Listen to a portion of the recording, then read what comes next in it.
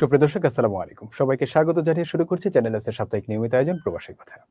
সুপ্রিয় দর্শক, প্রবাসের কথার আজকের এই আয়োজনে আমরা আমন্ত্রণ জানিয়েছি তিনজন গুণী মনোযোগ বিজ্ঞানীকে, যারা বসবাস করছেন ইউএসএ তে।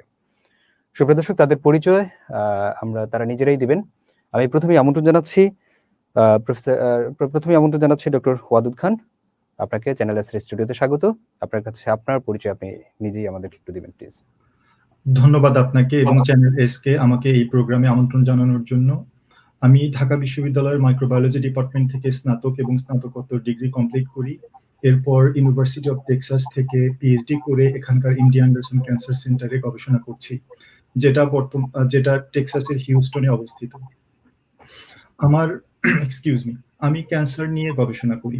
আমার গবেষণার মূল অংশ হচ্ছে কিভাবে ক্যান্সার ট্রিটমেন্টের সফলতাকে আমরা বাড়াতে পারি। আমরা জানি সবচেয়ে আধুনিক চিকিৎসা ব্যবস্থা অবলম্বন করেও মাত্র 40% অথবা এর চেয়ে কম রোগী বিভিন্ন মাত্রায় ক্যান্সার ট্রিটমেন্টে রেসপন্ড করে থাকে এবং অধিকাংশ রোগী সুস্থ হয়ে উঠছে না। বেশ কয়েকটা গবেষণায় দেখা গিয়েছে খুব সম্প্রতি আমাদের পরিপাকতন্ত্রের অণুজীবগুলো এই ক্যান্সার ট্রিটমেন্টের সফলতাকে গভীরভাবে নিয়ন্ত্রিত করে। এখন একজন মাইক্রোবায়োলজিস্ট হিসাবে, একজন অণুজীব বিজ্ঞানী হিসাবে আমার উদ্দেশ্য হচ্ছে এই সমস্ত অণুজীবগুলোকে খুঁজে বের করা এবং তাদেরকে কাজে লাগিয়ে কিভাবে আমরা ক্যান্সার ট্রিটমেন্টের সফলতার হারকে বাড়াতে পারি। এটাই হচ্ছে আমার গবেষণার মূল উদ্দেশ্য এবং এই পদ্ধতি অবলম্বন করে ধন্যবাদ ডক্টর ওয়াদুদ খান। আমরা আসছি আপনার কাছে। আমরা এবার একটু পরিচিত হতে চাই doctor Hasan Zaki. Doctor Hasan Zaki, channel S স্টুডিওতে আপনাকে স্বাগত। আপনাকে এবং চ্যানেল এস কে ধন্যবাদ আমাকে আমন্ত্রণ জানানোর জন্য। বর্তমানে আমি university of Texas south western medical সেন্টারে একজন অ্যাসিস্ট্যান্ট প্রফেসর হিসেবে কর্মরত আছি। এই ইউনিভার্সিটিটি টেক্সাস স্টেটের ডালাস সিটিতে অবস্থিত। ডালাস সিটিতে আমার বসবাস। আমার পড়াশোনা ঢাকা বিশ্ববিদ্যালয়ের মাইক্রোবায়োলজি ডিপার্টমেন্টে। পরবর্তীতে জাপানের কুমামোতো ইউনিভার্সিটি থেকে আমি পিএইচডি কমপ্লিট করি। এরপরে আমি পোস্ট ডক্টরাল ফেলোশিপ নিয়ে যুক্তরাষ্ট্রে চলে আসি। আমি বিভিন্ন ধরনের ইনফ্লামেটরি ডিজিজ এবং ক্যান্সার নিয়ে গবেষণা করে থাকি। বিভিন্ন ধরনের ডিজিজ কিভাবে সৃষ্টি হয়, এ সমস্ত রোগের সাথে আমাদের দেহের কি কি প্রক্রিয়া জড়িত এবং আমাদের শরীরে বসবাসকারী অণুজীব অর্থাৎ মাইক্রো অর্গানিজমস কিভাবে রোগের উপরে প্রভাব সৃষ্টি করে, এই ধরনের বিষয়গুলো নিয়ে গবেষণা আমার ল্যাবরেটরিতে হয়ে থাকে। ধন্যবাদ ডক্টর হাসান জাকি। আমি এই পর্যায়ে আমাদের স্টুডিওতে আমন্ত্রণ জানাচ্ছি ডক্টর শাহজাদা খান। ডক্টর শাহজাদা খান, চ্যানেল এস এর স্টুডিওতে আপনাকে স্বাগত। ধন্যবাদ শিমুল। সেই সাথে ধন্যবাদ চ্যানেল এস কে আমাকে আজকের এই অনুষ্ঠানে আমন্ত্রণের জন্য। আমিও ঢাকা ইউনিভার্সিটির মাইক্রোবায়োলজি বিভাগ থেকে অনার্স এবং মাস্টার্স কমপ্লিট করি। এরপর জাপান থেকে মাইক্রোবায়োলজি গবেষণার উপর পিএইচডি করি এবং ইউনিভার্সিটি অফ ক্যালিফোর্নিয়া স্যান ফ্রান্সিসকোতে অ্যান্টিভাইরাল ইমিউনোলজির উপরে পোস্ট ডক্টরাল ট্রেনিং কমপ্লিট করি। আমি বর্তমানে ক্যালিফোর্নিয়া ইউএসএ এর একটি ফার্মাসিউটিক্যাল কোম্পানি গিলিয়াড সায়েন্সে সিনিয়র সায়েন্টিস্ট হিসেবে কর্মরত আছি। এখানে আমার মূল লক্ষ্য হচ্ছে ভাইরাল ইনফেকশনের পর আমাদের দেহে রোগ প্রতিরোধ ক্ষমতার যে সকল পরিবর্তন হয় তা পর্যবেক্ষণের মাধ্যমে নতুন ঔষধ আবিষ্কার এবং তা তৈরিতে অবদান রাখা। ধন্যবাদ। ধন্যবাদ ডক্টর শাহজাদা খান। আমরা আজকে আমাদের স্টুডিওতে তিনজন গুণী মানুষকে পেয়েছি। আমরা কথা না বাড়িয়ে আমরা তাদের কথাই শুনবো। প্রথমে আমি ডক্টর ওয়াদুদ খান আপনার কাছে জানতে চাইবো যে আসলে যেহেতু ইউএসএ তে বসবাস করছেন, সেই জায়গাতে কোভিড-19 একটা সিজন চলছে এবং ব্যাপক প্রাণহানি ঘটেছে ইউএসএ। আসলে ইউএসএ এর সার্বিক পরিস্থিতি, কোভিড-19 এর পরিস্থিতি এখন কি অবস্থায় আছে যদি একটু জানাবেন। আপনারা জানেন বর্তমানে এই ভাইরাসের সবচেয়ে বেশি আক্রান্ত হয়েছে যুক্তরাষ্ট্রের মানুষ। বর্তমানে প্রতিদিন গত কয়েক সপ্তাহ হলো দেখা যাচ্ছে প্রতিদিন গড়ে 35 থেকে 40 হাজার মানুষ নতুন করে এই ভাইরাসে আক্রান্ত হচ্ছে এবং এই আক্রান্তের সংখ্যা এক এক স্টেটে এক এক রকম। বিশেষ করে যখন শুরু হয়েছিল এই করোনা ভাইরাসের প্রভাব গত মার্চ মাসে, সবচেয়ে বেশি আক্রান্ত হয়েছিল তখন নিউ ইয়র্ক এবং নিউ জার্সির মানুষজন। সেখানে মৃত্যুর হারও সবচেয়ে বেশি ছিল এবং এর প্রভাবটা গত জুন মাস থেকে এই দুই স্টেটে কমতে থাকে এবং এর আশেপাশের স্টেটগুলোতে কমতে থাকে। কিন্তু একই সময়ে জুন মাস থেকে আমেরিকার সাউদার্ন স্টেটগুলো, বিশেষ করে ফ্লোরিডা, ক্যালিফোর্নিয়া এবং টেক্সাসে এর প্রভাবটা বাড়তে থাকে এবং একটা পর্যায়ে সেটা নিয়ন্ত্রণের বাইরে চলে যায়। আমি যেহেতু হিউস্টনে অবস্থান করছি, আমি বলতে পারি হিউস্টনের অবস্থা গত কয়েক সপ্তাহ আগে এখানকার হসপিটালের ধারণ ক্ষমতা প্রায় কাছাকাছি পৌঁছে গিয়েছিল কোভিড-19 এর কারণে। তবে গত কয়েক সপ্তাহ হলো, গত 2-3 সপ্তাহ হলো পরিস্থিতি একটু উন্নতির দিকে। আমরা আশা করছি এই বছরের শেষ নাগাদ আমরা ভ্যাকসিন পাবো এবং পরিস্থিতি আরো অনেকটাই নিয়ন্ত্রণে চলে আসবে তখন। আচ্ছা। ধন্যবাদ। আমরা আসছি আপনার কাছে। আমরা এবার ডক্টর শাহজাদা খান আপনার কাছে জানতে চাইবো আসলে COVID-19 আমরা নামটা শুনে থাকি এবং COVID-19 নিয়ে সবাই একেবারে পরিচিত একটা নাম। তো ঠিক এক্সাক্টলি আপনি আমাদেরকে জানাবেন প্লিজ COVID-19 আসলে আমাদের শরীরে কিভাবে রোগ সৃষ্টি করে এবং কিভাবে তা মৃত্যুর কারণ হয়ে দাঁড়ায়? যদি একটু জানতেন। ধন্যবাদ শিমুল। কোভিড-19 হয় সার্স করোনা ভাইরাস 2 দিয়ে। এটি একটি নতুন ভাইরাস। করোনা আমাদের মধ্যে অনেক আগে থেকেই ছিল, কিন্তু এই সার্স করোনা ভাইরাস 2 দিয়ে মৃত্যু এই প্রথম, আপনারা জেনে থাকবেন। করোনার 7টি পরিচিত প্রজাতির মধ্যে 4টি প্রজাতি আমাদের মধ্যে খুবই কমন, যেগুলো আমাদের মধ্যে সাধারণত শুধু সর্দি কাশি তৈরি করে। বর্তমানে যে প্রজাতিটি মহামারী তৈরি করেছে, অর্থাৎ সার্স করোনা ভাইরাস 2, সেটি আগে কখনো আমাদের মাঝে সিরিয়াস রোগের কারণ হিসেবে দেখা দেয়নি। এই কারণে এই ভাইরাসটির উপরে আমাদের আগে থেকে তেমন কোনো গবেষণা ছিল না এবং এর বিরুদ্ধে কার্যকরী কোনো ঔষধও আমাদের আগে থেকে তৈরি করা হয়নি। এবছরের শুরুর দিকে মহামারী যখন শুরু হলো, তখন আমরা এই ভাইরাসটি সম্পর্কে তেমন কিছুই জানতাম না। এখন মহামারী শুরুর প্রায় 9 মাস পর আমরা একটু একটু করে জানতে শুরু করেছি যে এই করোনা কিভাবে আমাদের শরীরে প্রবেশ করে এবং কেনই বা এটি আমাদের মৃত্যুর কারণ হয়ে দাঁড়াতে পারে। আমরা জানি যে করোনা ভাইরাস শ্বাস-প্রশ্বাসের মাধ্যমে ছড়ায়। করোনা শ্বাসনালীর মাধ্যমে আমাদের ফুসফুসে প্রবেশ করে এবং সেই ফুসফুসের কোষগুলোতে ইনফেকশন তৈরি করে। আমাদের ফুসফুসের কোষগুলোতে ACE2 নামক একটি রিসেপ্টর রয়েছে, যা স্বাভাবিক অবস্থায় আমাদের স্বাস্থ্যের ভারসাম্য রক্ষায় খুব গুরুত্বপূর্ণ ভূমিকা পালন করে। কিন্তু করোনা ভাইরাস ACE2 রিসেপ্টরটিকে ব্যবহার করেই আমাদের ফুসফুসের কোষগুলিতে প্রবেশ করে এবং ইনফেকশন তৈরি করে। এরপর অন্যান্য ভাইরাস দিয়ে ইনফেকশনের মতো আমাদের শরীরে করোনার বিরুদ্ধেও একটি প্রতিক্রিয়া অর্থাৎ ইমিউন রেসপন্স তৈরি হয়। শরীরের এই অ্যান্টিভাইরাল ইমিউন রেসপন্স অর্থাৎ প্রতিক্রিয়াটি খুবই সাজানো উপায়ে এবং ধাপে ধাপে হয়, যার মূল লক্ষ্যই হচ্ছে ভাইরাসটিকে দমন করা। এই প্রতিক্রিয়ার কারণেই শতকরা 90% বেশি মানুষ ইনফেকশন হলেও কোনো চিকিৎসা ছাড়াই সেরে ওঠেন। কিন্তু কিছু কিছু মানুষে এই প্রতিক্রিয়াটি এত বেশি হয় যা পাল্টা শরীরের জন্যই ক্ষতিকর। এই মানুষগুলোতে ইনফেকশনের 7 থেকে 14 দিন অথবা তারও বেশি সময় পর অতিরিক্ত ইনফ্লামেশন অথবা প্রদাহ তৈরি হয়। এই অতিরিক্ত ইনফ্লামেশন তখন শরীরের নানান জায়গায় আমাদের টিস্যু এবং কোষগুলোতে আক্রমণ করতে শুরু করে এবং একটি পর্যায়ে এটি আমাদের মৃত্যুর কারণ হয়ে দাঁড়ায়। আমাদের আগের আলোচক যেটি বলছিলেন যে ইনফ্ল্যামেশন। আমরা জানি যে আপনি এই ইনফ্ল্যামেশন ডিজিজ নিয়ে আপনি গবেষণারত এবং গবেষণা করছেন। আপনার কাছে একটু জানতে চাইবো যে আসলে ইনফ্ল্যামেশন কি এবং এটা আমাদের শরীরের জন্য কি আসলেই ক্ষতিকর কিনা একটু যদি বলতেন। ধন্যবাদ আপনাকে। সহজভাবে বললে ইনফ্লামেশন আমাদের শরীরের রোগ প্রতিরোধ ব্যবস্থা বা ইমিউন সিস্টেমের একটি প্রতিক্রিয়া। আমাদের শরীরে যখন কোনো জীবাণু প্রবেশ করে তখন বিভিন্ন ধরনের ইমিউন সেল আক্রান্ত স্থানে ছুটে যায় এবং বিশেষ ধরনের প্রোটিন এবং রাসায়নিক উপাদান নিশ্চিত করে, আর এই প্রক্রিয়াটিকে বলা হয় ইনফ্লামেশন। ব্যাপারটাকে একটু সহজভাবে বোঝানোর জন্য আমি একটা উদাহরণ দিতে পারি। মনে করেন আপনি যেখানে বসবাস করছেন সেখানে কিছু দুষ্কৃতিকারী প্রবেশ করেছে। তখন আপনি কি করবেন? আপনি তখন নিশ্চয়ই আইনশৃঙ্খলা রক্ষাকারী বাহিনী যেমন পুলিশকে কল করবেন। পুলিশ এসে লাঠিচার্জ করতে পারে, কাঁদানে গ্যাস নিক্ষেপ করতে পারে, আবার গোলাগুলি করতে পারে। তো এই ধরনের প্রতিরক্ষামূলক ব্যবস্থা প্রয়োগ করে পুলিশ দুষ্কৃতিকারীকে নিরস্ত করার চেষ্টা করবে। আমাদের শরীরের ইমিউন সেলগুলোও অনেকটা এই আইনশৃঙ্খলা রক্ষাকারী বাহিনীর মতো। ইমিউন সেলগুলো শরীরের যখন কোনো জীবাণুর উপস্থিতি টের পায় তখন সেখানে দ্রুত ছুটে যেয়ে বিভিন্ন ধরনের মলিকিউল এবং রাসায়নিক উপাদান নিশ্চিত করে। এই সমস্ত মলিকিউলকে আমরা অনেক সময় বলি সাইটোকাইন, কেমোকাইন সহ আরো অনেক ধরনের মলিকিউল তারা তৈরি করে। আর এর ফলে শরীরের যে প্রতিক্রিয়া বা অবস্থার সৃষ্টি হয় তাকে আমরা সহজভাবে ইনফ্লামেশন বা প্রদাহ বলে থাকি। তাহলে আমার কথা নিশ্চয় বুঝতে পারছেন যে ইনফ্লামেশনের মূল উদ্দেশ্য হলো আমাদের শরীরকে প্রতিরক্ষা প্রদান করা। জীবাণুর আক্রমণ ছাড়াও কিন্তু শরীরে ইনফ্লামেশন হয়। যেমন শরীরের যদি কখনো কখনো কোনো ক্ষত সৃষ্টি হয় সেই ক্ষতকে সারিয়ে তোলার জন্য ইনফ্লামেশনের ভূমিকা আছে। কাজেই ইনফ্লামেশন আমাদের সুস্থ স্বাভাবিক দেহের জন্য একটি প্রয়োজনীয় প্রক্রিয়া। কিন্তু সমস্যা তখনই হয় যখন ইনফ্লামেশন প্রয়োজনের অতিরিক্ত হয়ে যায়।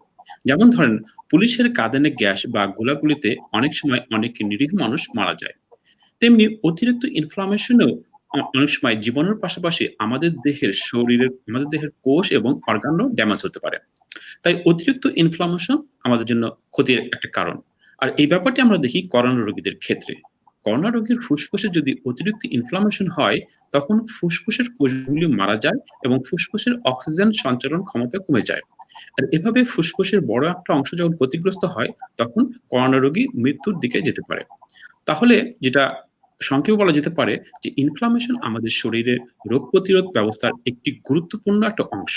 কিন্তু অতিরিক্ত ইনফ্লামেশন আমাদের জন্য ক্ষতিকর। ধন্যবাদ আপনাকে। আমরা এবার একটু যেতে চাই ডক্টর শাহজাদা খান, আপনার কাছে জানতে চাই। আমরা দেখি যে এই করোনার প্রভাবে একেকটা দেশের মৃত্যুর হার একেক রকম। বিশেষ করে বাংলাদেশে মৃত্যুর হারটা অনেকটাই কম। তো আসলে এই যে করোনার মৃত্যুর কারণ কি কি বলে একেকটা দেশের ওয়েদারের উপর ডিপেন্ড করে, বা স্থান কাল পাত্রভেদে কিভাবে এটাকে মানে কোনো ভিন্নতা আছে কিনা যদি একটু বলতেন। জি শিমুল, এ যাবৎ পাওয়া তথ্য অনুযায়ী আমাদের দেশে অর্থাৎ বাংলাদেশে মৃত্যুর হার শতকরা 1.3 ভাগ, যেখানে বিশ্বব্যাপী মৃত্যুর হার শতকরা 3.5 ভাগ, অর্থাৎ সারা বিশ্বের তুলনায় আমাদের দেশে মৃত্যুর হার অর্ধেকেরও বেশি কম। আমাদের দেশে এই মৃত্যুর হার কমটা কতটা সত্যি এটা সঠিকভাবে নির্ণয় করার জন্য আমাদেরকে আরো অনেক বেশি করে করোনা ভাইরাসের টেস্ট করাতে হবে, জনসচেতনতা বাড়াতে হবে, যাতে আমরা করোনার লক্ষণ দেখা দিলে কোভিড-19 এর টেস্ট করাই। কারণ এই টেস্টের মূল লক্ষ্যই হচ্ছে যদি কেউ টেস্টে পজিটিভ আসেন, তাহলে তিনি যেন নিজের সঠিক যত্ন নিতে পারেন এবং পরিবারের সবাইকে তার থেকে ইনফেকশন হওয়া থেকে রক্ষা করতে পারেন, যার কোনোটাই সম্ভব না যদি না কেউ এই করোনা ভাইরাসের টেস্টে পজিটিভ আসেন এবং সেটা জানতে পারেন। এটা বোধগম্য যে আমাদের পারিপার্শ্বিক অনেক চাপ রয়েছে, যার কারণে অনেকেই হয়তো করোনার টেস্ট করাতে রীতিমতো ভয় পেতে পারেন। যেমনটি বলা যায়, যদি কেউ করোনা টেস্টে পজিটিভ আসেন, তাহলে হয়তো তার এলাকার লোকজন তাকে এবং তার ফ্যামিলিকে ভিন্ন চোখে দেখবে, সে কাজে যেতে পারবে না এবং প্রিয়জন থেকে দূরে থাকতে হবে। এর সবই সত্যি, কিন্তু তার চেয়ে বড় সত্যি হচ্ছে বেঁচে থাকা। নিজে বেঁচে থাকা এবং পরিবারের বিশেষ করে বয়স্ক যারা রয়েছেন তাদেরকে নিরাপদে রাখা।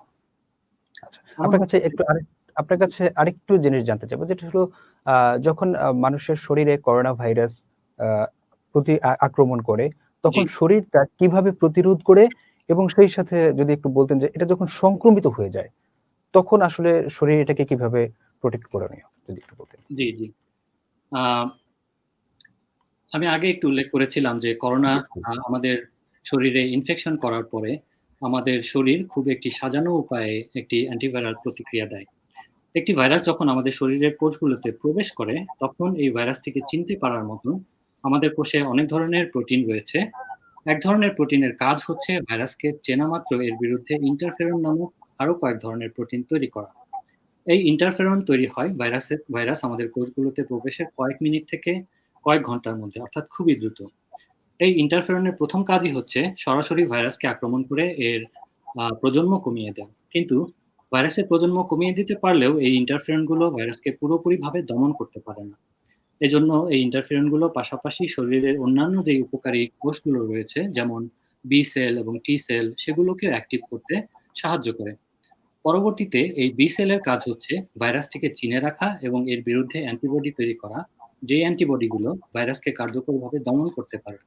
এখন মজার এবং খুব গুরুত্বপূর্ণ একটি ব্যাপার হলো, এই বি সেলগুলো আমাদের ভাইরাস থেকে সেরে ওঠার অনেক বছর পর পর্যন্ত থাকতে পারে। এই কারণে ইনফেকশন থেকে সেরে ওঠার কয়েক মাস বা কয়েক বছর পরে যদি আমাদের রক্তে ভাইরাসের বিরুদ্ধে অ্যান্টিবডির পরিমাণ কমে যায় অথবা যদি নাই থাকে, তাহলেও কোনো নিরাশ হওয়ার কোনো কারণ নেই। কারণ এটা খুবই সম্ভাব্য যে শরীরের অ্যান্টিবডি থাকলেও না থাকলেও সেটা আমাদের যে বি সেলগুলো রয়েছে তা পরবর্তীতে ভাইরাসটি যখন আবার নতুনভাবে আমাদের শরীরে আক্রমণ করবে, তখন সেই ভাইরাসটিকে চিনতে পারবে এবং নতুন করে অ্যান্টিবডি তৈরি করে আমাদেরকে প্রতিরক্ষা দিবে। বি সেল ছাড়াও আমাদের শরীরে টি সেল রয়েছে, যারা ভাইরাস দমনে গুরুত্বপূর্ণ ভূমিকা পালন করে। এই সব এই সকল প্রতিক্রিয়া যখন একত্রিতভাবে আমাদের দেহে কাজ করে, তখন ভাইরাসটি আমাদের শরীরে আর টিকে থাকতে পারে না এবং ইনফেক্টেড মানুষ সেরে ওঠেন। আচ্ছা, কিন্তু আমরা জি প্লিজ বলেন। যে আরেকটু যদি আমি অ্যাড করি এখানে, অল্প সংখ্যক মানুষই এই ইন্টারফেরন রেসপন্স যা বি এবং টি সেলকে অ্যাক্টিভেট করতে পারে, তা জোরালোভাবে হয় না, যেমনটি হয় বয়স্ক মানুষের ক্ষেত্রে। এই ইন্টারফেরন রেসপন্স কম হলে তখন আমাদের বি এবং টি সেলের পর্যাপ্ত পরিমাণে অ্যাক্টিভেশন হয় না এবং করোনা আমাদের শরীরে বাড়তে থাকে। একটি পর্যায়ে এই বাড়তি করোনা আমাদের শরীরে অতিরিক্ত মাত্রার ইনফ্লামেশন তৈরি করে, আর আমরা জানি যে এই ইনফ্লামেশন করোনাতে মৃত্যুর একটি অন্যতম কারণ। ধন্যবাদ আপনাকে। আমরা এবার একটু যেতে চাই ডক্টর হাসান জাকি, আপনার কাছে জানতে চাইবো যে আমরা দেখছি যে কোভিড-19 এর সাথে যেটা একটু আমাদের আগের আলোচক বললেন ইমিউন রেসপন্স।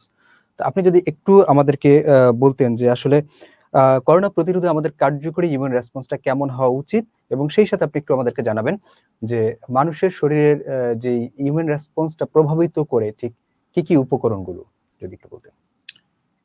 ধন্যবাদ আপনাকে খুব গুরুত্বপূর্ণ একটি প্রশ্ন করার জন্য।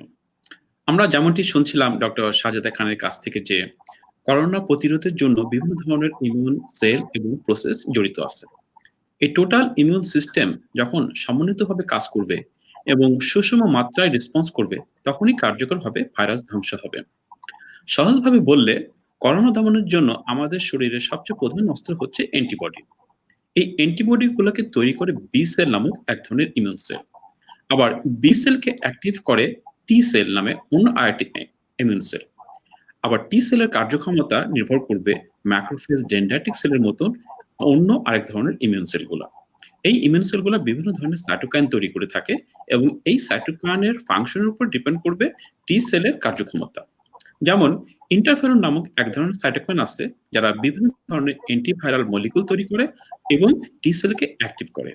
অন্যদিকে ইন্টারলিউকিন 6 এবং টিএনএফ আলফার মতন সাইটোকাইনগুলি মূলত ইনফ্লামেশন করে থাকে। যখন এই ধরনের সাইটোকাইনগুলি অতিরিক্ত তৈরি হয়, তখন সেটা ফুসফুসের জন্য ক্ষতিকর হয়।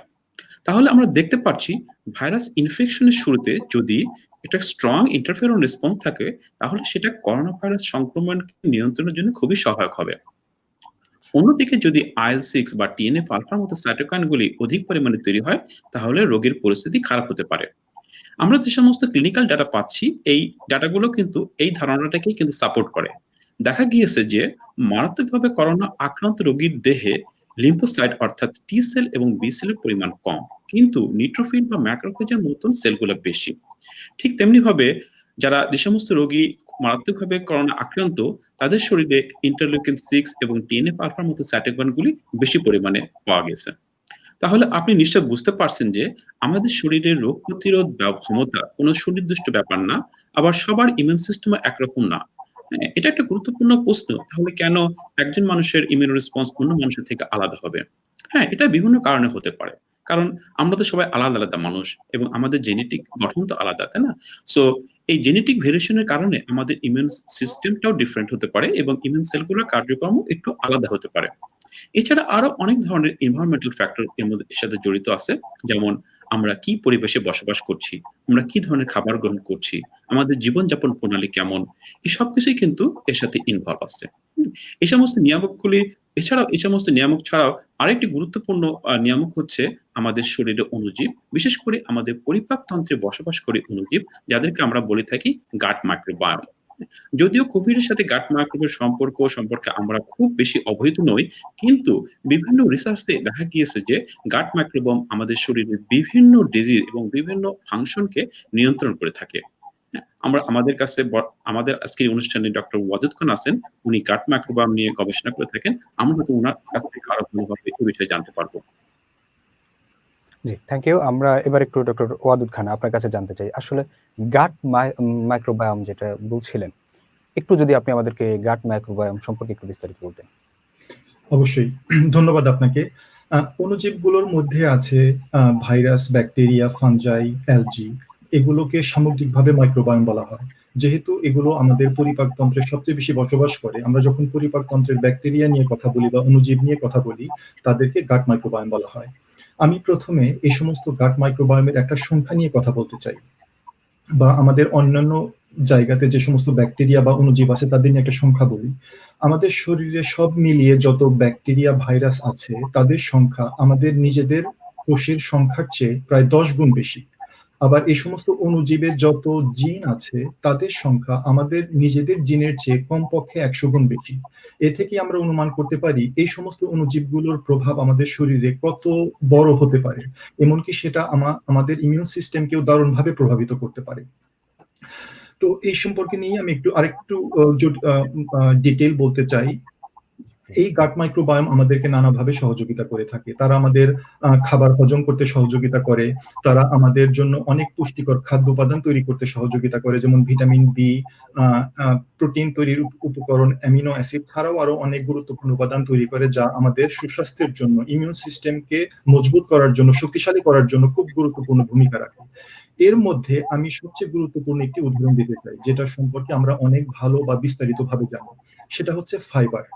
আমরা সবাই জানি ফাইবার খুব গুরুত্বপূর্ণ একটি খাদ্য উপাদান, কিন্তু একটা মজার বিষয় হচ্ছে আমাদের শরীর কিন্তু আমাদের পরিপাকতন্ত্র এই ফাইবারকে আমরা হজম করতে পারে না। এর জন্য পরিপূর্ণভাবে আমাদের গাট মাইক্রোবায়োমের উপরে নির্ভর করতে হয়। আমাদের গাট মাইক্রোবায়োম এই ফাইবারকে ডাইজেস্ট করে এবং এক ধরনের প্রোডাক্ট তৈরি করে, যার নাম শর্ট চেইন ফ্যাটি অ্যাসিড।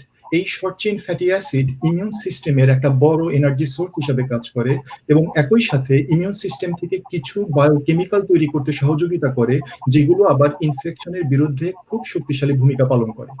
এভাবে গাট মাইক্রোবায়োম আমাদের ইমিউন সিস্টেমকে এনহ্যান্স করতে পারে কোনো একটা ইনফেকশন বা কোনো একটা জীবাণুর হাত থেকে আমাদের শরীরকে রক্ষা করার জন্য। আবার গাট মাইক্রোবায়োম এরকম আরো অনেক উদাহরণ আমি দিতে পারি। আবার আরেকভাবে বলা যায় যে আমাদের গাট মাইক্রোবায়োম নিজেরাই একটা গুড সোর্স অফ অ্যান্টিজেন। এরা ভালো অ্যান্টিজেন হিসেবে কাজ করতে পারে এবং আমাদের ইমিউন সিস্টেমকে এডুকেট করে বিভিন্ন রকমের অ্যান্টিবডি তৈরি করে। এই সমস্ত অ্যান্টিবডি আবার পরবর্তীতে আমাদেরকে নানা জীবাণুর হাত থেকে বা নানা ইনফেকশনের হাত থেকে রক্ষা করতে পারে। এর মধ্যে এই নভেল করোনা ভাইরাসও হতে পারে। তো এভাবে গাট মাইক্রোবায়োমের অনেক ভূমিকা আছে আমাদের শরীরের ইমিউন সিস্টেমকে এডুকেট করে বা ইমিউন সিস্টেমকে প্রভাবিত করে ইনফেকশনের হাত থেকে রক্ষা করতে। তো এবার যদি আমি করোনা ভাইরাস এবং গাট মাইক্রোবায়োম নিয়ে সামান্য কিছু কথা বলতে চাই, তাহলে প্রথমেই বলবো এটা নিয়ে এখন পর্যন্ত খুব বেশি গবেষণা হওয়ার সময় আমরা পাইনি। তবে যে কয়েকটি গবেষণা বেশ কয়েকটি বড় বড় জার্নালে পাবলিশ হয়েছে, সেখান থেকে দু একটি কথা আমি বলবো। সেটা হচ্ছে, কিছুক্ষণ আগে ডক্টর শাহজাদা খান একটা কথা বললেন, ACE2 প্রোটিন, যেটার মাধ্যমে এই করোনা ভাইরাস আমাদের শরীরের ভিতরে প্রবেশ করে থাকে। তো দেখা গিয়েছে ইঁদুরের গাট মাইক্রোবায়োম নিয়ে স্টাডি করে দেখা গিয়েছে যে গাট মাইক্রোবায়োমের কিছু কিছু ব্যাকটেরিয়া, বিশেষ করে ব্যাকটেরয়েটিস গ্রুপের এক ধরনের ব্যাকটেরিয়া থাকে, তার কিছু কিছু প্রজাতি এই ACE2 প্রোটিনের এক্সপ্রেশনটাকে কমিয়ে দেয়।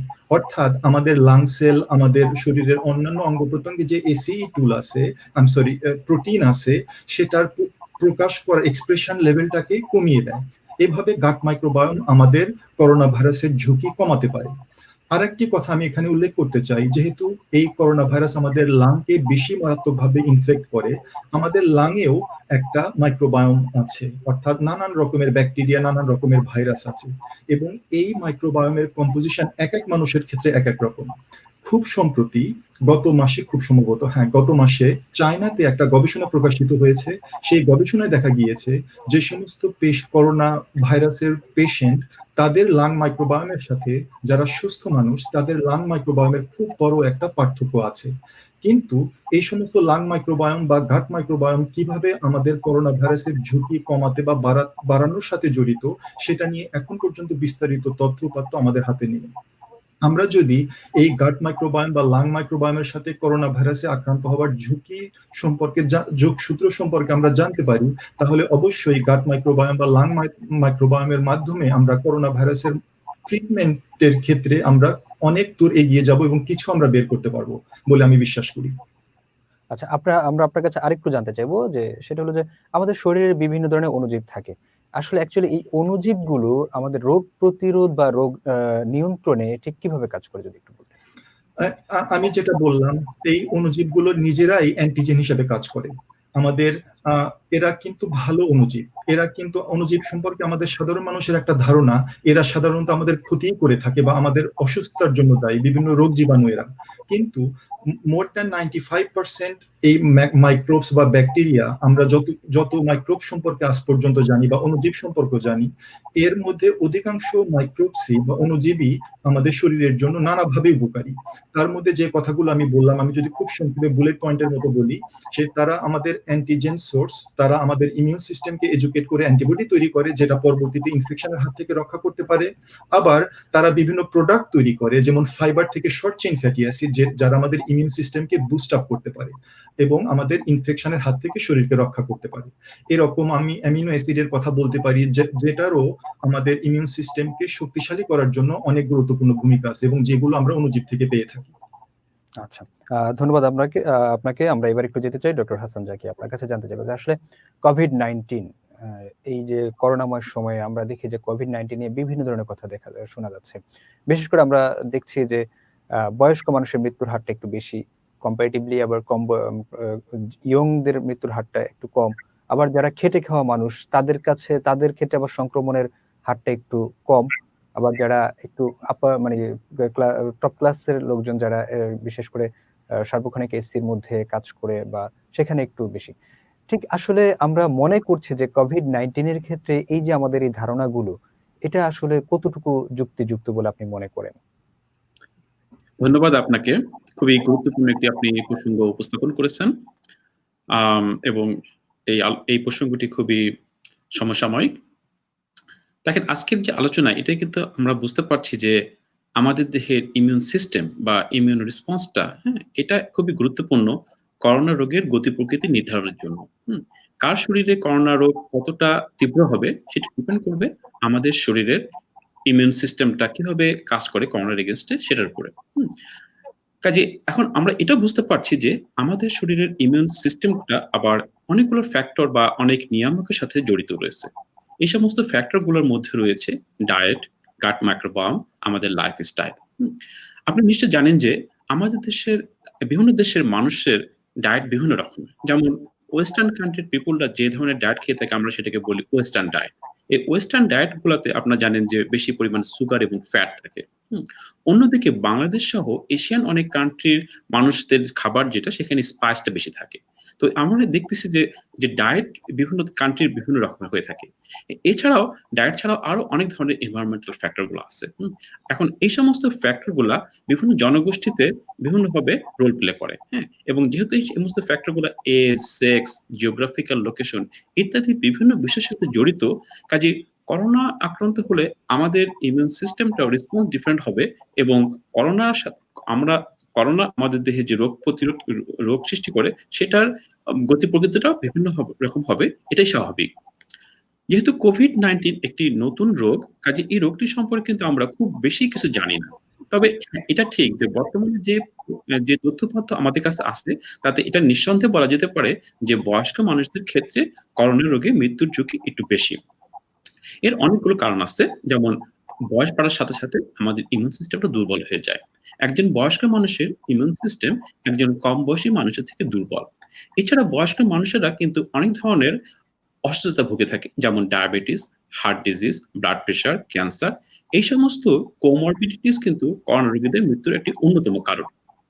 এটা একটা প্রচলিত ধারণা, যে আমাদের দেশে বস্তিতে বসবাসকারী মানুষ বা যারা খেটে খাওয়া মানুষ, দিনমজুর, তাদের করোনা সংক্রমণ তো ওইভাবে আমরা শুনি না। তো এটা একটা অবশ্যই একটা পারসেপশন যে সম্ভবত যারা লো ইনকাম গ্রুপ পিপল তাদের ক্ষেত্রে হয়তো করোনা অতটা বেশি সংক্রমিত হচ্ছে না। কিন্তু আমি বলবো যে এই ক্ষেত্রে আমাদের হাতে সঠিক তথ্যপত্র কিন্তু নাই। কারণ আপনাকে এটা সঠিকভাবে বলার জন্য দরকার আমাদের অনেক বেশি পরিমাণ করোনা টেস্টিং এর জন্য। আমাদের দেশে মানুষরা সাধারণত করোনা টেস্টিং এর জন্য খুব একটা উৎসাহী না। আবার পর্যাপ্ত করোনা টেস্টিং এর সুবিধাও কিন্তু আমাদের নাই। যার কারণে বস্তিতে বসবাসকারী বা ঘনবসতিপূর্ণ এলাকাতে বসবাসকারী মানুষের করোনা সংক্রমণ হার ঠিক কতটা সে ঠিক আমরা এখনো ঠিক জানি না। এই জন্য দরকার ব্যাপক ভিত্তিক অ্যান্টিজেন এবং অ্যান্টিবডি বেসড টেস্টিং। তবে সোশ্যাল মিডিয়া বা ইলেকট্রনিক মিডিয়ার কল্যাণে আমরা যতটুকু তথ্য পাচ্ছি বা ধারণা পাচ্ছি, সেখান থেকে বলা যেতেই পারে যে লো ইনকাম গ্রুপ পিপলদের ক্ষেত্রে করোনা রোগের প্রাদুর্ভাব বা হার্ট সংক্রমণের হারটা কিছুটা কম। এর অনেকগুলো কারণ হতে পারে। যেহেতু এই সমস্ত মানুষগুলা একটা পোর হাইজিনিক কন্ডিশনে বসবাস করে, তারা অধিক পরিমাণে বিভিন্ন রকমের রোগ জীবাণুর সংস্পর্শে আসে। এই ধরনের জীবাণুর এক্সপোজার তাদের করোনার প্রতি তাদের যে ইমিউন রেসপন্স বা ইমিউনিটি, সেখানে একটা ভূমিকা রাখতে পারে। যেমন মনে করেন যে এই সমস্ত মানুষরা যদি আগে থেকেই, এটা অনেকে ধারণা করে থাকে যে এই সমস্ত মানুষরা যদি করোনা ভাইরাসের অন্যান্য স্ট্রেন দ্বারা আগে থেকে ইনফেক্টেড হয়ে থাকে, তাহলে তাদের শরীরে এক ধরনের ইমিউনিটি ডেভেলপ করতে পারে। এই ইমিউনিটিটা কিছুটা হলেও SARS-CoV-2 ইনফেকশনের প্রতিরোধে সাহায্য করছে। আবার এমন হতে পারে যে এই সমস্ত মানুষের দেহে ইনফ্লামেশনটা তুলনামূলকভাবে কম। হ্যাঁ? আমাদের ইমিউনোলজিতে একটা টার্ম আছে ইমিউনো টলারেন্স বলে। অর্থাৎ যখন আপনার শরীরে লং টার্ম কোনো লো ক্রনিক ইনফ্লামেশন থাকে, অথবা আপনার বডির ইমিউন সেলগুলা যদি কন্টিনিউয়াসলি বিভিন্ন ধরনের অণুজীবের যে অ্যান্টিজেনের সংস্পর্শে আসে, তখন তাদের কার্যক্ষমতাটা কিছুটা কমে যেতে পারে। সেই ক্ষেত্রে এই সমস্ত পিপলের দেহে ইনফ্লামেশনটা কিছুটা কম হতে পারে। আর কম হলে তাহলে ইনফ্লামেশনের কারণে যে আমাদের শরীরে যে ক্ষতি হয় বা ফুসফুসের যে ক্ষত সৃষ্টি হয়, সেটা কম হতে পারে। এটাও একটা কারণ হতে পারে যে আমাদের দেশে বস্তিতে বসবাসকারী মানুষ বা যারা খেটে খাওয়া মানুষ, তাদের ক্ষেত্রে করোনা রোগটা হয়তো অ্যাসিম্পটোমেটিক থেকে যাচ্ছে বা অত সিরিয়াস আকার ধারণ করছে না। এই সমস্ত বিভিন্ন কারণ হতে পারে। এছাড়াও গাট মাইক্রোবায়োম মতো ব্যাপারগুলো তো রয়েছেই, যে এটা ঠিক যে যেহেতু ডায়েট এবং এনভায়রনমেন্টাল ফ্যাক্টর গুলো গাট মাইক্রোবায়োমকে নিয়ন্ত্রণ করে, সেক্ষেত্রে এটা নিঃসন্দেহে বলা যেতে পারে যে যে আমাদের দেশে যারা হাই ইনকাম গ্রুপ পিপল তাদের গাট মাইক্রোবায়োম এবং লো ইনকাম গ্রুপ পিপল তাদের গাট মাইক্রোবায়োম আলাদা হবে। এই সমস্ত ব্যাপারগুলাই হয়তো রোল প্লে করতে পারে। তবে এগুলো সবই কিন্তু ধারণার পর্যায়ে রয়েছে। তবে এই সম্পর্কে যদি আমরা নিঃসন্দেহে বলতে চাই, তবে অবশ্যই আমাদের প্রয়োজন রয়েছে পর্যাপ্ত গবেষণার এবং সঠিক তথ্যপত্র সংগ্রহে। তখন আমরা বলতে পারবো। হ্যাঁ, এটা খুবই ইন্টারেস্টিং হবে আমাদের দেশের পার্সপেক্টিভে যে বিভিন্ন জনগোষ্ঠীর মধ্যে করোনা রোগের সংক্রমণের হার এবং কি কি ফ্যাক্টর আসলে এই হারটাকে নিয়ন্ত্রণ করে, এ সম্পর্কে যদি আমরা গবেষণা করি এবং তথ্যপত্র পাই, সেটা খুবই ইন্টারেস্টিং হবে। আপনাকে ধন্যবাদ। ধন্যবাদ আপনাকে। আমরা এবার একটু ডক্টর ওয়াদুদ খান আপনার কাছে জানতে চাইবো যে আসলে আমাদের শরীরে বিভিন্ন ধরনের ব্যাকটেরিয়া বসবাস করছে, বিভিন্ন ধরনের ব্যাকটেরিয়া থাকে। আপনার কাছে জানতে চাইবো যে এই ব্যাকটেরিয়াগুলো কি সবগুলো ব্যাকটেরিয়া কি একই ধরনের কি না? আর আপনার অ্যান্সারটা যদি না হয়, সেক্ষেত্রে আপনি আমাদেরকে বলবেন যে আমাদের শরীরের এই যে কি ফ্যাক্টরের কারণে আমাদের শরীরে এই অণুজীবগুলোর ঠিক তারতম্যটা হচ্ছে। খুব গুরুত্বপূর্ণ একটি প্রশ্ন করেছেন আপনি। দুইজন মানুষের অণুজীবগুলোর গঠন সাধারণত ভিন্ন হয়ে থাকে। আমাদের ডিএনএ স্ট্রাকচার মোরাললেস একই রকম থাকে, কিন্তু অণুজীবগুলোর মধ্যে খুব বড় একটা পার্থক্য দেখা যায়। আমাদের শরীরে সব মিলিয়ে প্রায় 1000 ভিন্ন ভিন্ন প্রজাতির ব্যাকটেরিয়া বসবাস করে থাকে। দুইজন মানুষের মধ্যে এর অধিকাংশ স্পিসিসের মিল থাকতে পারে বা প্রজাতির মিল থাকতে পারে, আবার একেবারে মিল নাও থাকতে পারে। এই যে অণুজীবগুলোর কম্পোজিশন এবং সংখ্যার তারতম্য, এর মাধ্যমে কিন্তু তাদের অন্যান্য বিষয়ের পাশাপাশি ইমিউন সিস্টেমেরও ভিন্নতা দেখা যেতে পারে। যে সমস্ত সার্ভিসগুলো বা যে সমস্ত বিষয়গুলো আমরা অণুজীব থেকে পেয়ে থাকি, সেগুলোর তারতম্যের কারণে সার্ভিসটাও ভিন্ন হতে পারে, অর্থাৎ আমাদের ইমিউন সিস্টেমও ভিন্ন হতে পারে, যদিও আমরা সবাই মানুষ। তো এটা একটা বড় একটা ফ্যাক্টর হতে পারে। তো আপনার আরেকটা প্রশ্ন ছিল কি ফ্যাক্টরের সাথে জড়িত হতে পারে। দুইজন মানুষের মধ্যে যেমন অণুজীবগুলোর ভিন্নতা দেখা যায়, আবার একজন মানুষের মধ্যেও কিন্তু সবসময় অণুজীবগুলো একই রকম থাকে না। আমাদের ফুড হ্যাবিট, আমাদের বয়স, আমাদের অ্যান্টিবায়োটিকের ব্যবহার, আমাদের লাইফস্টাইল সবকিছু কিন্তু ভিন্ন, এবং এটা আমাদের বয়সের সাথে সাথে ভিন্ন হতে পারে। তো অনুরূপভাবে আমাদের মাইক্রোবায়োমের প্রপার্টি বা মাইক্রোবায়োমের বা অণুজীবের সংখ্যা বা কম্পোজিশনও ভিন্ন হয়ে থাকে। তো এরকম আমি বেশ কয়েকটি উদাহরণ আপনাকে দিতে পারি। যেমন ডায়েটের কথা আমি বললাম, যারা ভেজিটেরিয়ান তাদের গাট মাইক্রোবায়োমের সাথে যারা নন ভেজিটেরিয়ান তাদের গাট মাইক্রোবায়োমের একটা বড় তারতম্য দেখা যায়। আবার ডক্টর হাসান জাকি বললেন যে ওয়েস্টার্ন ডায়েট হচ্ছে হাই ফ্যাট এবং হাই সুগারের। তো এই হাই ফ্যাট এবং হাই সুগার কখনো কখনো দেখা যায়, বা অধিকাংশ ক্ষেত্রেই দেখা যায় আমি বলবো, যে কিছু ব্যাকটেরিয়ার সংখ্যা বাড়িয়ে দেয়, যেগুলো আলটিমেটলি ইনফ্ল্যামেশনের জন্য দায়ী। আরেকটা ফ্যাক্টর হতে পারে অ্যান্টিবায়োটিকের ব্যবহার। আমরা জানি আমরা যখন ইনফেক্টেড হই কোনো একটা ব্যাকটেরিয়া দ্বারা, তখন ডক্টররা প্রেসক্রাইব করে থাকেন অ্যান্টিবায়োটিক। কারণ অ্যান্টিবায়োটিকের কাজ হচ্ছে আমাদের ক্ষতিকর জীবাণুকে ধ্বংস করা। কিন্তু ক্ষতিকর জীবাণুর পাশাপাশি এই অ্যান্টিবায়োটিক গুলো আমাদের অন্ত্রের, পরিপাকতন্ত্রের গাট মাইক্রোবায়োম গুলো যেগুলো ভালো, সেগুলোকেও কিন্তু ধ্বংস করে ফেলছে। কাজে আলটিমেটলি আমাদের তাদের কাছ থেকে যে সার্ভিস গুলো পাওয়ার কথা ছিল, সেটাও কিন্তু এখন চেঞ্জ হচ্ছে, এবং একটা সময় আমাদের ইমিউন সিস্টেমকে তারা কিন্তু দারুণভাবে কম্প্রোমাইজ করতে পারে। আমি যেহেতু ক্যান্সার নিয়ে গবেষণা করি, আমি আপনাকে এক্ষেত্রে একটা উদাহরণ দিতে পারি।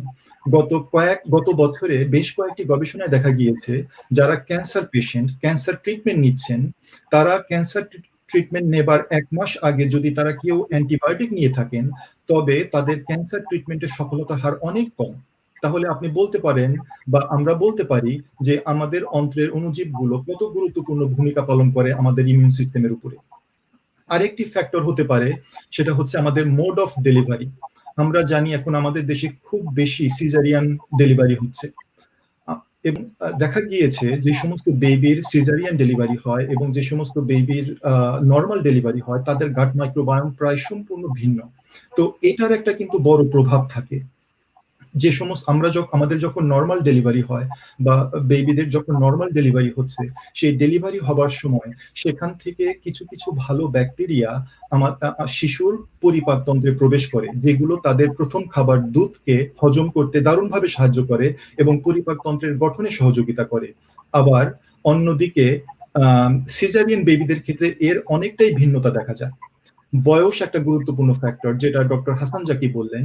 আমাদের বয়স যখন বাড়তে থাকে, বিশেষ করে আমাদের বয়স যখন 60-এর উপরে যেতে থাকে বা আরো উপরে যেতে থাকে, তখন আমাদের পরিপাকতন্ত্রের ভালো ব্যাকটেরিয়ার সংখ্যাও কমতে থাকে এবং একই সাথে তাদের রোগ প্রতিরোধ করার ক্ষমতাও কমতে থাকে। আজকে আমরা যেটা দেখছি, বয়স্ক মানুষদের মধ্যে, বিশেষ করে যাদের বয়স 60-এর অধিক, তাদের ভিতরে এই করোনা ভাইরাসে আক্রান্ত হবার এবং মৃত্যুর ঝুঁকিটা সবচেয়ে বেশি। সেক্ষেত্রেও কিন্তু গাট মাইক্রোবায়োমের একটা গুরুত্বপূর্ণ প্রভাব থাকতে পারে। যদিও আমি যেটা আগেই বলেছি, এটা নিয়ে আরো গবেষণা করার প্রয়োজন আসলেই বিষয়টা নিয়ে সম্পূর্ণরূপে জানার জন্য। আরেকটি বিষয় যেটা আপনি ডক্টর হাসান জাকিকে বলেছিলেন, যে আমাদের দেশে বস্তিবাসীরা তুলনামূলকভাবে প্রোটেক্টেড আছে এই করোনা ভাইরাসে। লিভিং স্ট্যান্ডার্ড একটা খুব বড় একটা ফ্যাক্টর।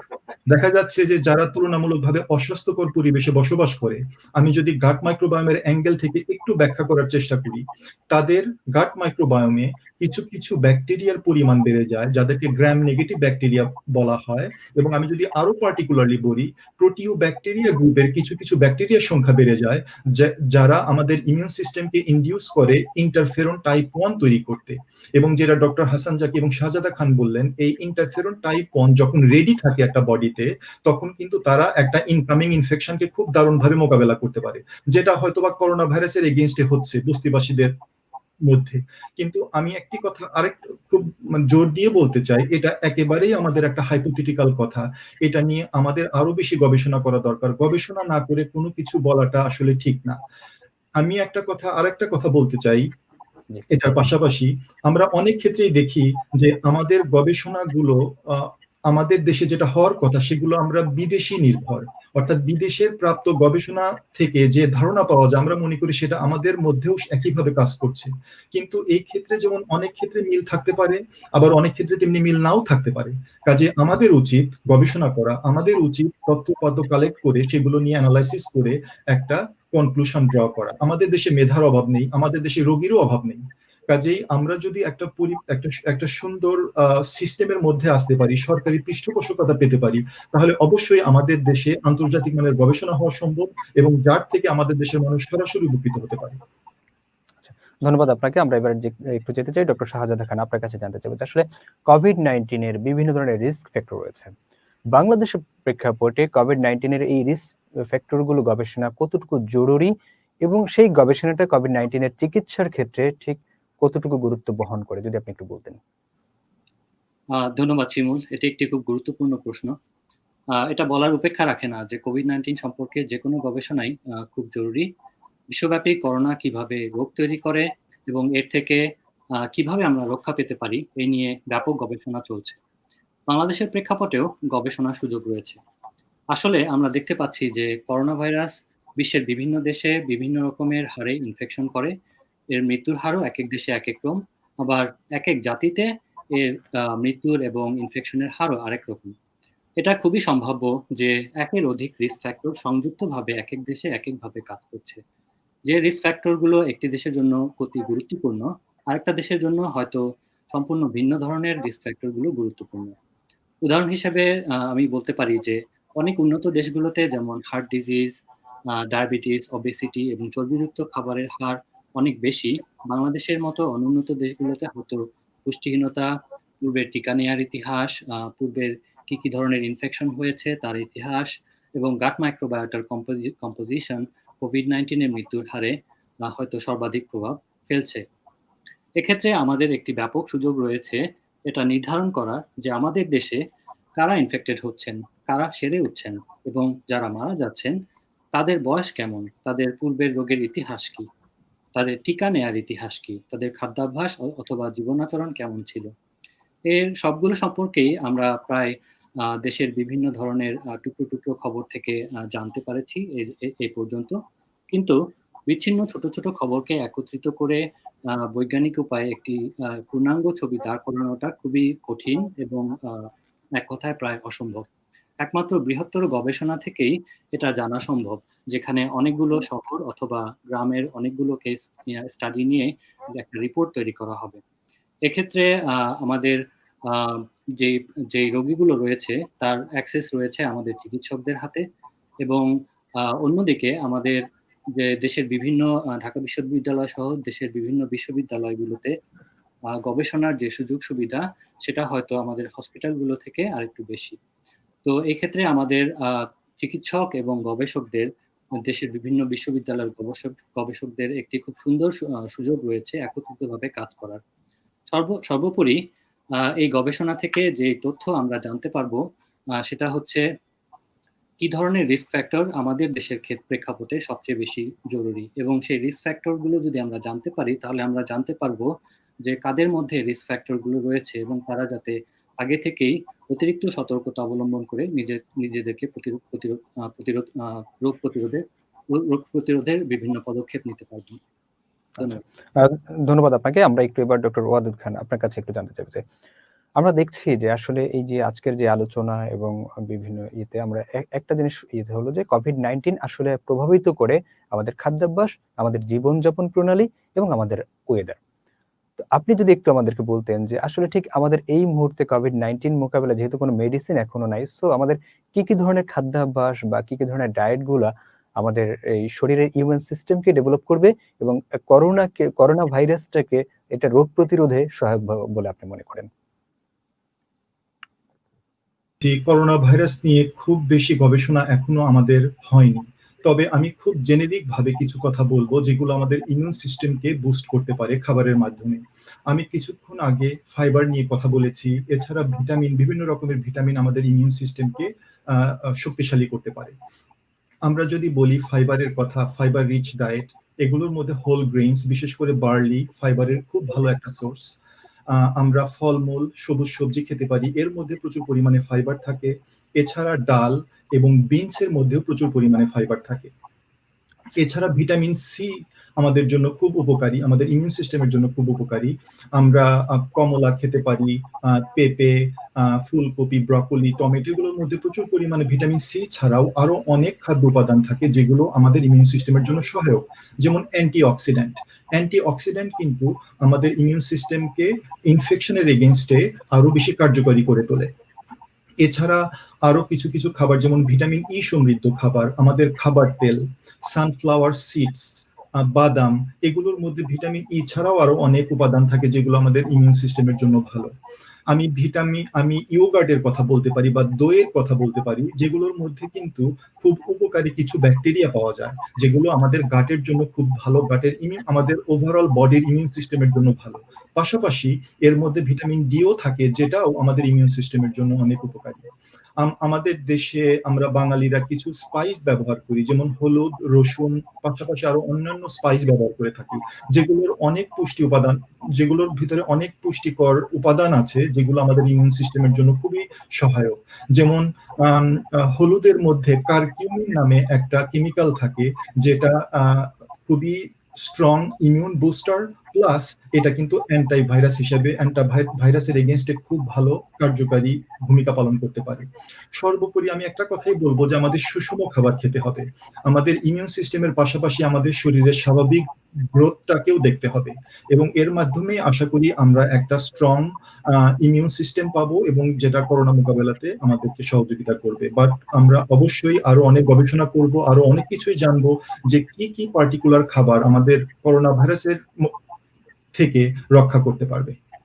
আচ্ছা, ধন্যবাদ আপনাকে। আমরা একটু এবার যেতে চাই ডক্টর হাসান জাকি, আপনার কাছে জানতে চাইবো যে আসলে বাংলাদেশে কোভিড-19 নিয়ে গবেষণার সুযোগ কতটা রয়েছে এবং এটা এই ব্যাপারে একটু আপনার মতামত যদি বলতেন প্লিজ। ধন্যবাদ আপনাকে গুরুত্বপূর্ণ একটি প্রসঙ্গ উপস্থাপনের জন্য। যেমনটি আপনি শুনছিলেন ডক্টর শাহজাদা খান এবং ডক্টর ওয়াদুদ খানের কাছ থেকে যে কোভিড-19 কে কার্যকরীভাবে মোকাবেলার জন্য আমাদের দেশের প্রেক্ষাপটে রোগটি সম্পর্কে গবেষণা খুবই জরুরি। আমাদের মনে রাখতে হবে কোভিড-19 কে হয়তো আমরা খুব শীঘ্রই নিয়ন্ত্রণে আনতে পারবো। কিন্তু আমাদের দেশে ডেঙ্গু, চিকুনগুনিয়া, নিউমোনিয়া সহ আরো অনেক ধরনের ইনফেকশাস ডিজিজ অনেক আগে থেকে আছে। এই সমস্ত ডিজিজ গুলোকে মোকাবেলা করা আমাদের জন্য একটি চ্যালেঞ্জ। আবার সার্স করোনা ভাইরাস 2 এর মতো নতুন কোনো ভাইরাস যে প্যান্ডেমিক হবে না তার গ্যারান্টি কোথায়? কাজেই এই ধরনের ইনফেকশাস ডিজিজ গুলোকে সফলভাবে মোকাবেলার জন্য আমাদের গবেষণার কোনো বিকল্প নাই। এখন প্রশ্ন হচ্ছে যে এই ধরনের রোগের গবেষণার জন্য আমাদের দেশে উপযুক্ত পরিবেশ বা সুযোগ সুবিধা আছে কিনা? আমি বলব সেটা খুবই সম্ভব এবং আমাদের যথেষ্ট সামর্থ্য আছে। দেখেন আমাদের দেশে পাবলিক এবং প্রাইভেট ইউনিভার্সিটি গুলোতে কিন্তু microbiology, biochemistry, molecular biology, pharmacy, genetic engineering এর মতো সাবজেক্ট গুলো রয়েছে। এই সমস্ত সাবজেক্ট থেকে পাশ করা গ্র্যাজুয়েটরা ইনফেকশাস ডিজিজ সহ বিভিন্ন ধরনের রোগের গবেষণার জন্য উপযুক্ত ট্রেনিং পেয়ে থাকে। আপনি হয়তো জানেন আমাদের দেশে ইউনিভার্সিটি থেকে পাশ করা গবেষকরা বিশ্বের বিভিন্ন দেশের অনেক বড় বড় ইউনিভার্সিটি গুলোতে খুব কৃতিত্বের সাথে গবেষণা করছেন এবং অনেক বড় বড় বায়োফার্মা ইন্ডাস্ট্রিতে কর্মরত আছেন এবং দক্ষতার পরিচয় দিয়ে চলেছেন। কাজে আমাদের কিন্তু মেধার কোনো ঘাটতি নাই। এটা ঠিক যে আমরা উন্নত দেশের তুলনায় আমাদের অবকাঠামো কত কিছু আমরা কিছুটা পিছিয়ে রয়েছি কিছু সুযোগ সুবিধা এবং অবকাঠামোগত দিক থেকে। হ্যাঁ? তবে এটা ঠিক যে করোনা ভাইরাস বা এ ধরনের ইনফেকশাস ডিজিজ নিয়ে ক্লিনিক্যাল রিসার্চ করার জন্য যতটুকু ইনফ্রাস্ট্রাকচার দরকার সেটা কিন্তু আমাদের দেশে ঠিকই রয়েছে। এক্ষেত্রে আমি একটা উদাহরণ দিতে পারি। যেমন ঢাকা শিশু হসপিটালের ডক্টর সমীর কুমার সাহা উনি সম্পূর্ণ ব্যক্তিগত উদ্যোগে একটি পাবলিক হসপিটালে আন্তর্জাতিক মানের একটা গবেষণাগার গড়ে তুলেছেন। উনার ল্যাবরেটরিতে করোনা ভাইরাস ছাড়াও নিউমোনিয়া, মেনিনজাইটিস সহ অনেক ধরনের রোগের গবেষণা চলছে এবং উনি উনার গবেষণার মাধ্যমে আমাদের দেশের জন্য অনেক সম্মান বয়ে নিয়ে এসেছেন। এছাড়া আমরা কিছুদিন আগে দেখলাম ডক্টর বিজন কুমার শীলের নেতৃত্বে একদল তরুণ অণুজীব বিজ্ঞানী করোনা ভাইরাস ডিটেকশন কিট আবিষ্কার করেছে। আমি ব্যক্তিগতভাবে কিছু তরুণ বিজ্ঞানীকে চিনি, যেমন independent university doctor Sarwar Hossain, north south university doctor Maksud Hossain সহ আরো অনেকে আছেন যারা খুবই লিমিটেড রিসোর্সের মধ্যে থেকে কিন্তু আন্তর্জাতিক মানের গবেষণা কাজ চালিয়ে যাচ্ছেন। এছাড়াও আমরা তো জানি যে গ্লোব বায়োটেকের ডক্টর আসিফ এবং তার টিমের কথা, যারা সাফল্যের সঙ্গে করোনা ভ্যাকসিন নিয়ে গবেষণা চালিয়ে যাচ্ছেন। তাহলে আমরা দেখতে পাচ্ছি যে আসলে আমাদের মেধার কোনো ঘাটতি নাই। এখন আমাদের যেটা প্রয়োজন সরকারি এবং বেসরকারিভাবে এই সমস্ত তরুণ বিজ্ঞানীদেরকে পৃষ্ঠপোষকতা প্রদান করা। রিসার্চে আরো বেশি করে অর্থ বরাদ্দ দিতে হবে এবং আমাদের নতুন প্রজন্মের বিজ্ঞানীদের গড়ে তোলার জন্য উপযুক্ত কর্মপরিকল্পনা প্রণয়ন করতে হবে। আমার বিশ্বাস উপযুক্ত পৃষ্ঠপোষকতা ও সুযোগ সুবিধা পেলে আমাদের মাইক্রোবায়োলজিস্ট সহ অন্যান্য বায়োমেডিক্যাল সায়েন্টিস্টরা দেশে আন্তর্জাতিক মানের গবেষণা করে করোনার মতো ইনফেকশাস ডিজিজ নিয়ন্ত্রণে গুরুত্বপূর্ণ অবদান রাখতে পারবে। সবশেষে আমি বলব করোনা ভাইরাস সহ বিভিন্ন রোগের প্রতিরোধে আমাদের স্বাস্থ্য ব্যবস্থাকে ঢেলে সাজাতে হবে। চিকিৎসকদের পাশাপাশি মাইক্রোবায়োলজিস্ট, ইমিউনোলজিস্ট, মলিকুলার বায়োলজিস্ট, এপিলোবিওলজিস্টের মতন পেশাজীবীদের অংশগ্রহণ নিশ্চিত করতে হবে। একটি রোগ সম্পর্কে জানা বা বোঝার জন্য যে ধরনের গবেষণা প্রয়োজন তা এই সমস্ত পেশাজীবীদের অংশগ্রহণ ছাড়া সম্ভব নয়। এক্ষেত্রে আমরা আমেরিকা সহ উন্নত দেশের মডেলগুলো ফলো করতে পারি। এই সমস্ত দেশের মেডিকেল স্কুলগুলোতে কিন্তু বেসিক সায়েন্স রিসার্চ ছাড়া কিন্তু বায়োমেডিক্যাল রিসার্চের নেতৃত্ব দিয়ে আসছেন। কাজেই মাইক্রোবায়োলজি, বায়োকেমিস্ট্রি, মলিকুলার বায়োলজির মতন বেসিক সায়েন্স থেকে পাশ করা পেশাজীবীদের আমরা যত দ্রুত আমাদের স্বাস্থ্য ব্যবস্থায় অন্তর্ভুক্ত করতে পারবো তত দ্রুত আমরা এই ধরনের মহামারী রোগ প্রতিরোধে সক্ষমতা অর্জন করব। ধন্যবাদ। ধন্যবাদ ডক্টর হাসান জাকি। আমরা আসলে আজকে কথা বলতে বলতে একেবারে অনুষ্ঠানের শেষ প্রান্তে চলে এসেছি। শেষ জায়গা থেকে যাওয়ার আগে একটু আপনাদের কাছে জানতে চাই, প্রথমেই ডক্টর ওয়াদুদ খান আপনার কাছে জানতে চাই, আসলে বাংলাদেশ থেকে আমেরিকাতে সেখানে গিয়ে সায়েন্টিস্ট, তো ঠিক এই প্রবাস জীবনটাকে কিভাবে উপভোগ করছেন, বা যদি কখনো মনে হয় যে দেশের কাছে ফিরে আসা, ঠিক তখন কি করেন? ধন্যবাদ আপনাকে। এটাও খুব রিলেভেন্ট একটা প্রশ্ন। আমি সবসময় এগুলো নিয়ে ভাবি।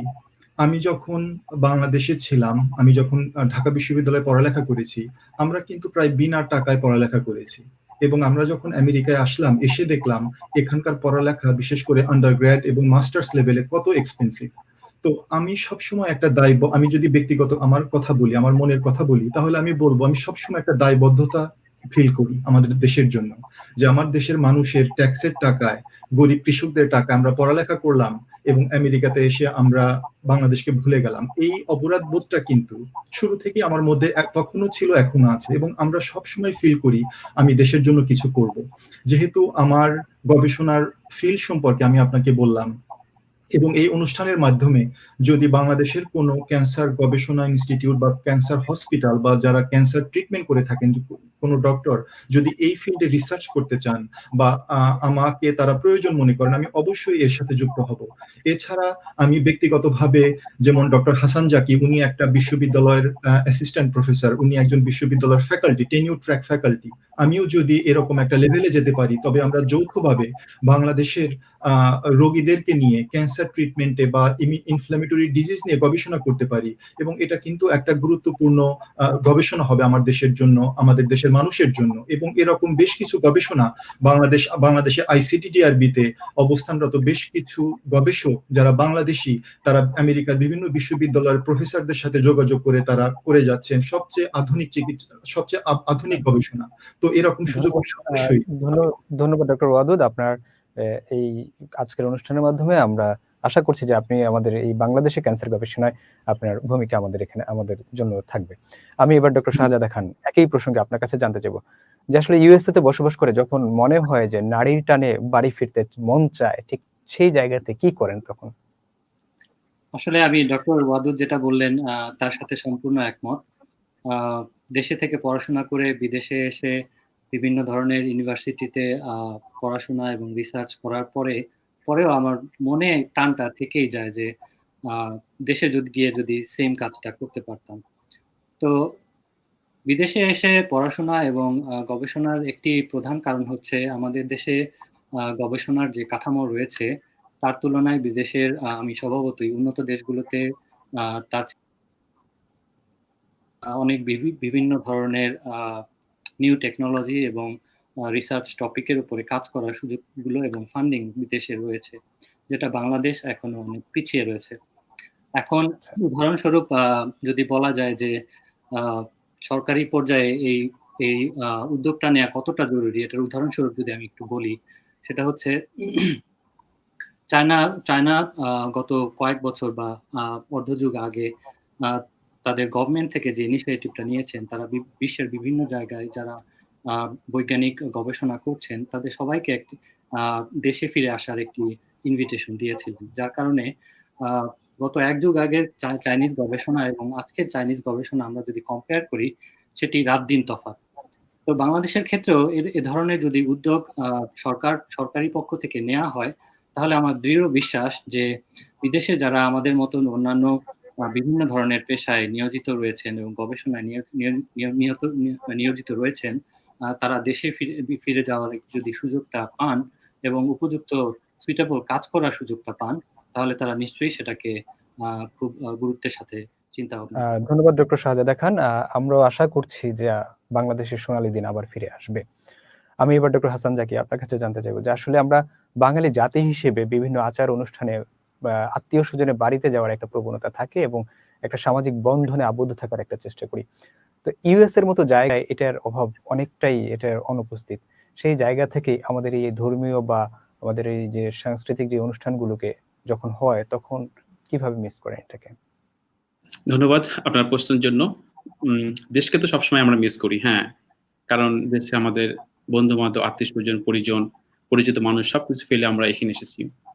তো এখানে যেটা হয় যে হ্যাঁ, এখানে আসলে বাঙালিরা কিন্তু খুবই হোমসিক একটা জাতি। তো আমরা যেটা করি যে আমরা বিভিন্ন অনুষ্ঠান আয়োজন করার চেষ্টা করি এবং বিভিন্ন সময়ে বিভিন্ন উপলক্ষকে কেন্দ্র করে আমরা বিভিন্ন পার্টি বা বিভিন্ন গ্যাদারিং করার চেষ্টা করি এবং এই সমস্ত পার্টিগুলোতে আমরা একে অপরের সাথে আমাদের খাওয়া দাওয়ার সাথে সাথে অন্যদের সাথে পরিচিত হওয়া, প্লাস নিজেদের আলাপ আলোচনা করা, নিজের দেশ নিয়ে আলাপ আলোচনা করা, এগুলো হয়ে থাকে। তবে বিদেশে আমাদের এই ধরনের অনুষ্ঠানগুলো খুব বেশি হয়। এছাড়াও বিশেষ দিনগুলোতে যেমন স্বাধীনতা দিবস বা পয়লা বৈশাখ, এই সমস্ত দিনগুলোতে আমাদের এখানেও আমরা অনুষ্ঠান আয়োজন করি। আমরা সেখানে যাই, আমাদের বাচ্চা-কাচ্চাদের নিয়ে সেখানে যাই। আমাদের দেশের কালচারটা সম্পর্কে তাদেরকে জানানোর চেষ্টা করি। হ্যাঁ, এভাবে আমরা চেষ্টা করি দেশের সংস্কৃতির সাথে, দেশের সাথে কিছুটা টাচে থাকার। আর বিদেশে আর মাঝে মধ্যে দেশের আমাদের বাবা-মা আছেন, আমাদের ভাই-বোন আছে, তাদের সাথে আমরা যোগাযোগ করার চেষ্টা করি। ফোনে কথা বলি। এখন তো মিডিয়ার যুগে খুব সহজেই আমরা একে অপরের সাথে যোগাযোগ রক্ষা করতে পারি। হ্যাঁ, কাজেই এভাবেই চলছে আমাদের প্রবাস জীবন। ধন্যবাদ ডক্টর হাসান জাকি। প্রিয় দর্শক, আমরা কথা বলতে বলতে একেবারেই আজকের অনুষ্ঠানের শেষ প্রান্তে চলে এসেছি। সেই সাথে আবারও ধন্যবাদ জানাচ্ছি ডক্টর ওয়াদুদ খান, ডক্টর হাসান জাকি এবং ডক্টর শাহজাদা খান আমাদের আজকের এই আয়োজনে যুক্ত হওয়ার জন্য। প্রিয় দর্শক, আবার দেখা হবে আগামী সপ্তাহে অন্য কোনো দেশের অন্য কোনো প্রবাসীদের সাথে। সেই পর্যন্ত সবাই ভালো থাকেন, সুন্দর থাকবেন, সুস্থ থাকবেন, এই প্রত্যাশায় আজকের মতো বিদায় নিচ্ছি।